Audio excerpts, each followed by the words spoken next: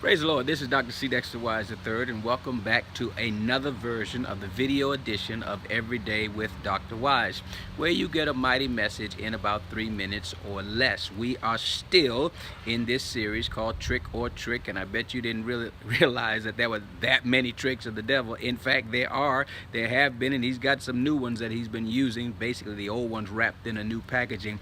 But anyway, the fact is that we find these in Genesis chapter 3, and the trick that we're going to talk about today is that he makes you think that you cannot recover from sin.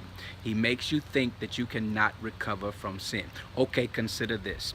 After Adam and Eve had sinned, after they've been confronted by God, after they have to listen to what God's judgment is upon them, here's what God does. First of all, he lets them know that they will die, so death comes.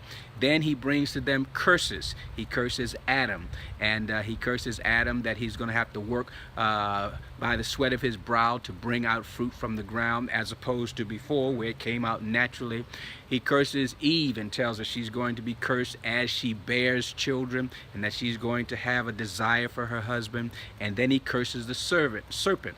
And so now you have death, you have curses, and to make matters worse, he kicks them out of the garden. He evicts them out of the garden. So they've got death, they've got curses, they've got evictions, and I'm sure on the other side of the gates of paradise, they said to themselves, nothing can be worse. We'll never get back into God's graces. We'll never recover, and nothing could be further from the truth. Yes, we do have to deal with death. Yes, we do have to be accountable to God. Yes, we do find ourselves sometimes kicked out of fellowship with God because of our own actions. But what you need to know today is you can recover from sin. You can come back. You can be forgiven. You can be restored. You can be reconciled. No matter what you've done, no matter how far you've fallen, no matter how far out you've gone, you can come back and be restored. How do I know that? I know that because when God cursed the serpent, not only did he say to him that you're going to crawl on your belly, but he said that the seed of the woman will bruise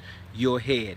The seed of the woman, the heel of the seed of the woman is going to bruise your head, the serpent. And what he was saying way back in the Garden of Eden is that Eve will have a seed. Out of her belly, out of her offspring will come a person who will be able to step on your head. That person, that seed, is Jesus Christ. And so we see all the way back in Genesis chapter 3, the introduction of salvation, the introduction of restoration, the introduction of reconciliation from the seed that's coming from Eve. And so because of that seed, we can be reconciled. Because of that seed, we can be brought back to God. Because of that seed, we can be one with God, restore the fellowship that was lost in the garden.